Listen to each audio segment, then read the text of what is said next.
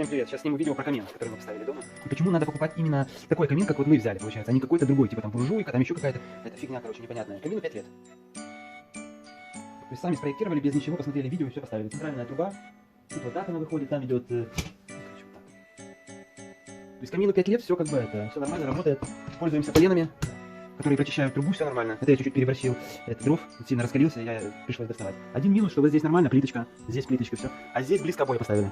Близко обои, и они вот это обожглись. Да, вот так, вот такой. Почему надо брать именно вот такой камин? Потому что сюда можно поставить большое полено. Большое полено, а не вот такую какую-то фигню. Вот такой мусор, который даже не собирают нигде, короче. То есть человек спиливает дерево большое, он спиливает дерево, такие веточки, короче. Вот такое все, это просто я очищал участок. Вот такое все барахло он даже не забирает. Он приехал на машине, большие полено позабирал, и все. А мелочь вот такую оставил для тех, у кого есть вот эти ненужные вот эти конченые буржуйки, которым это надо кучу раз закладывать все. Я пошел в дальнюю комнату, думал показать вам это бревно, которое влазит туда. Вот же они у меня здесь есть. Вот, смотрите. Чтобы понимали, вот это и вот это влезет без проблем. Плюс мелочь для растопки. Вот это. То есть загрузил и все, и ушел себе.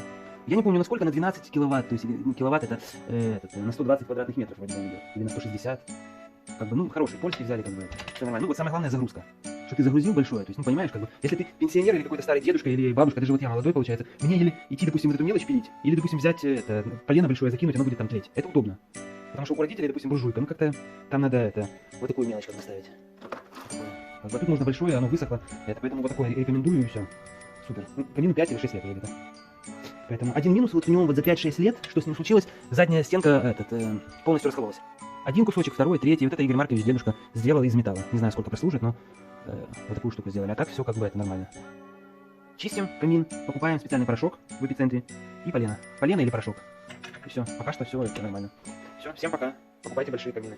Да. И, кстати, этим камином наша семья, 2 взрослых, 2 детей, дедушка к нам в гости приезжают. Мы отапливаем 120 квадратных метров. Вот так. Все, всем пока.